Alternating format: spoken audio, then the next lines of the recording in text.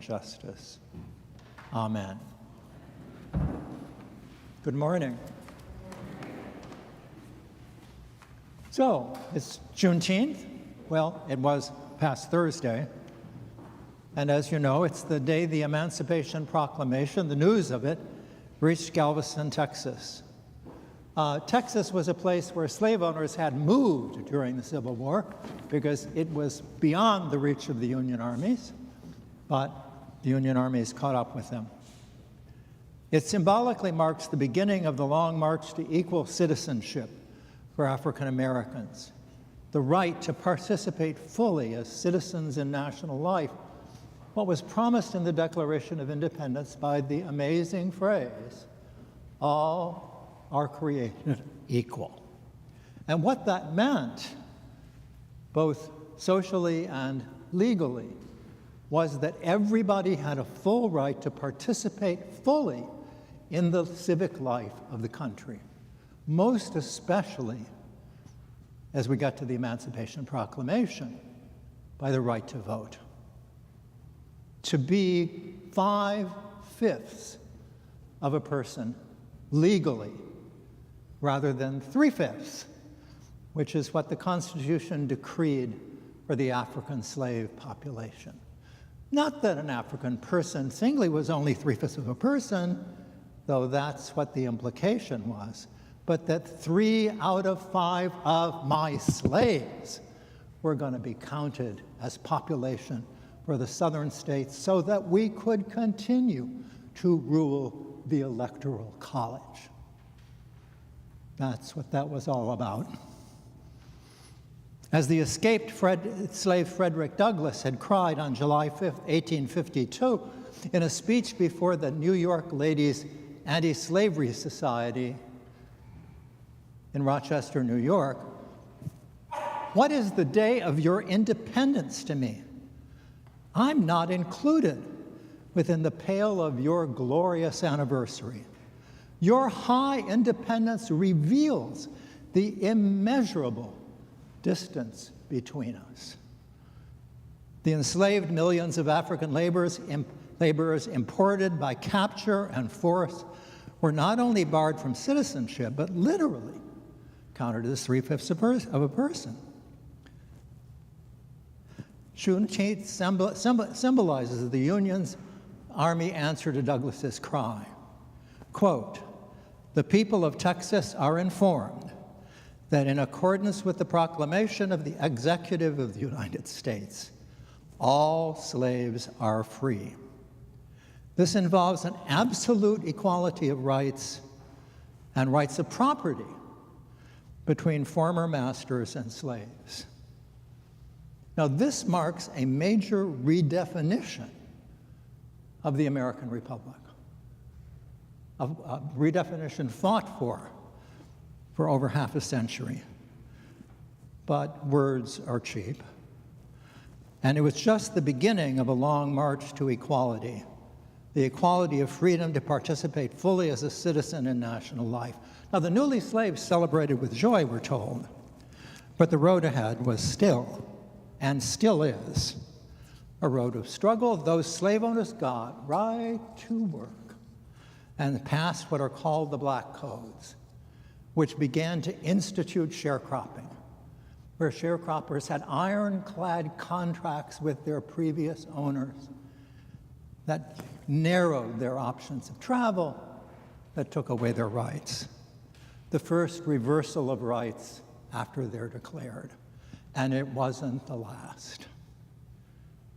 I could spend time on the ups and downs, the progress and regress of this struggle.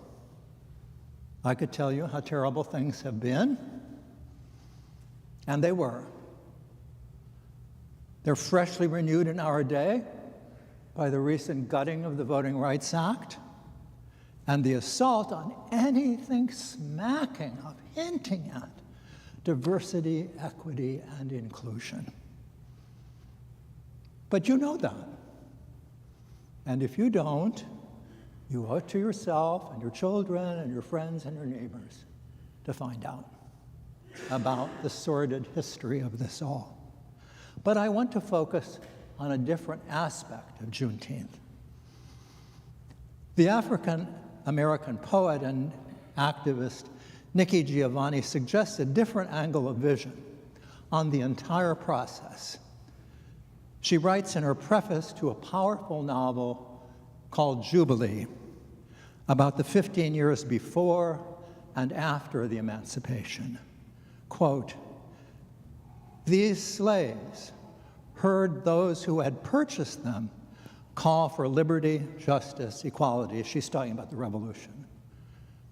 "They knew if the land they were now in was to be worth anything, they would have to be included. The America we know, the possibility, could only be with the faith of these people in the words they helped to come true, in spite of the dark days of the Middle Passage, the sad days of slavery, and Jim Crow, and segregation. We recognize," she writes, "the faith that those people had when they stepped off that ship and had to redefine themselves. They understood that the only way forward is a redefinition of this land to which they came, and the flame of hope that they could help shape it."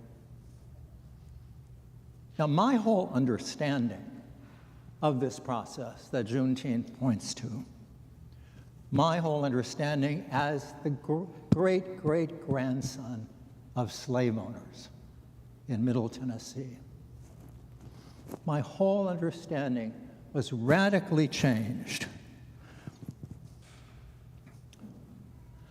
when I stopped seeing the oppression and liberation of Black folks solely through the lens of deprivation, abuse, and slavery.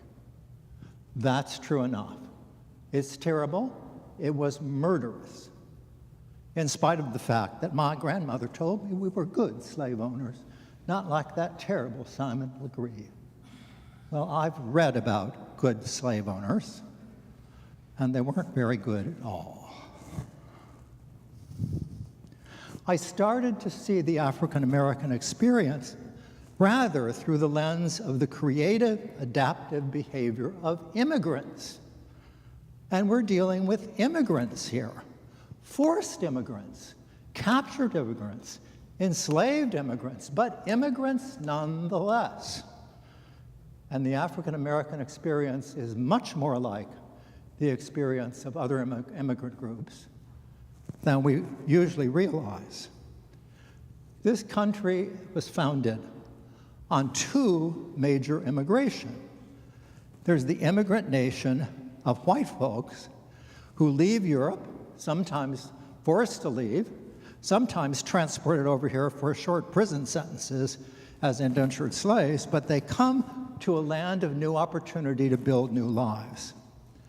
That's the first immigration, and the second immigration shortly after it is the forced immigration of Black Africans as forced laborers to cultivate and build the land.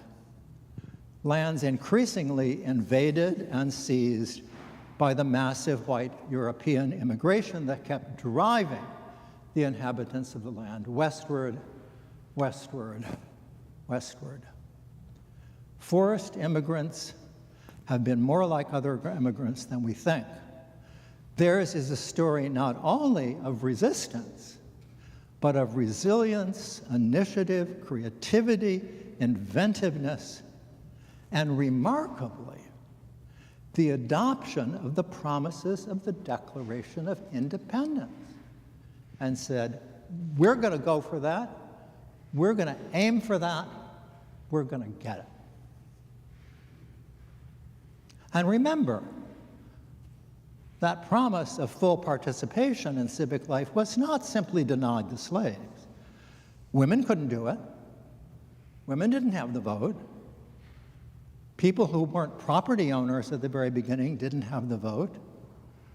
In fact, before 1800, women who owned property could vote in places like New Jersey, but as the drive for universal white male suffrage drove forward, under the leadership of people like Thomas Jefferson, women lost their vote.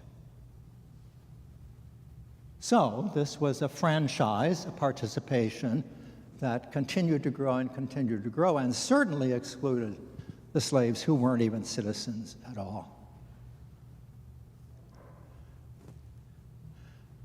As Nikki says, they knew if the land was to be worth anything, they would have to be included as 5/5 of a person, which was a reimagination of the country itself, as the country has been reimagined again and again and again, and we're in the middle of a reimagining right now. Emancipation wasn't really a gift, but the deserved reward for the blood, sweat, and tears of enslaved people of color who had cultivated fields, built towns and cities, built the capital of the United States, built the White House, had fought in the Union cause, bled and died to be counted as more than 3/5 of a person.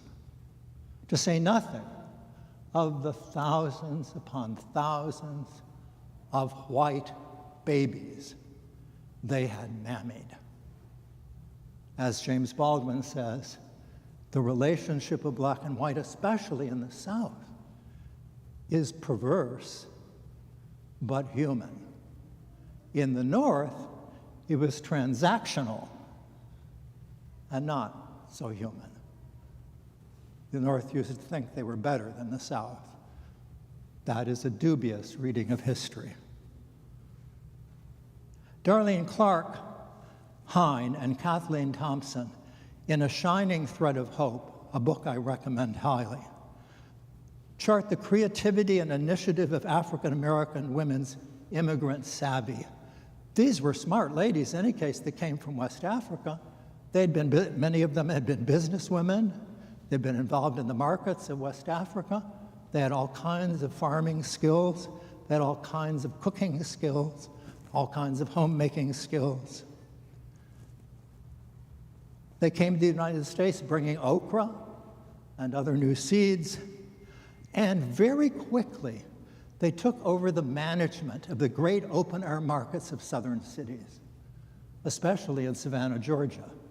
In fact, they became so powerful in the marketplace that when the white guys realized that they were running the market, they passed a law that said they couldn't do it anymore.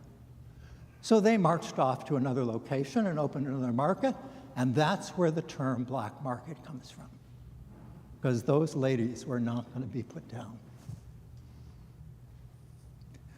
West African women managed to the running of all kinds of things, including plantation kitchens and, in fact, the plantation slave community.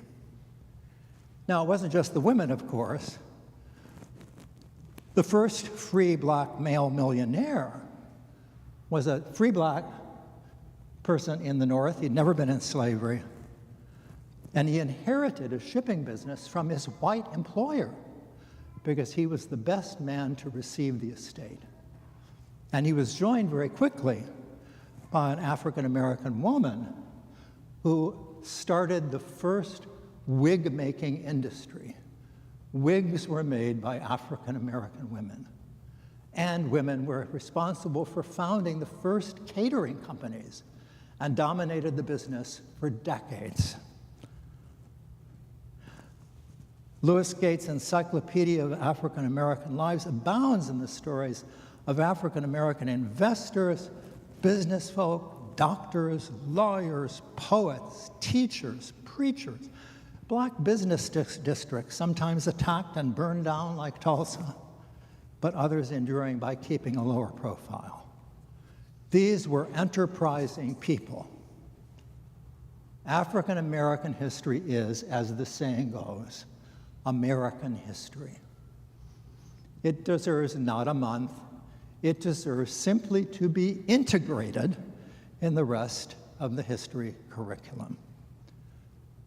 American history is full of the struggle, division, resistance, and prejudice toward every immigrant group. Every immigrant group. Well, maybe the Germans were treated a little better. but mostly resistance and reaction, most of all, of course, against the former slaves. The story of Abraham, Sarah, Hagar, and Ishmael, that was our first reading, shows us not only how deeply slavery is intertwined with human history, both then and now. New forms, sex trafficking, all kinds of new ways to enslave people, forced labor gangs in the remote corners of the earth. Deeply entwined. But it tells the story of how when Sarah sees Hagar as less than 5/5 of a person, God sees her as the mother of a great nation. The mother of a great nation. The Lord does not see with the eyes that human beings see. And when Jesus warns that his calls for justice and fairness are going to be like a sword and cause division, he's simply speaking the truth of the kind of struggle that makes for progress. The peace that he offers is not the superficial peace of peace when there is no peace. It's the deep peace of when reconciliation and justice are combined. As Michelle Obama said this weekend at the opening of the Obama Presidential Library, we don't have the luxury in this moment of regression in our country. We don't have the luxury to be cynical or complacent, to wring our hands in despair or to wait for somebody else to fix the problem. Hope is all we have, just like those people who came off the boat. Hope is all we have, she said, because hope is the essential spark that lights the fire of change. But, she said, hope is a choice to believe, like those who have come before us, that we have the power to build a country that reflects and includes all of us. Amen.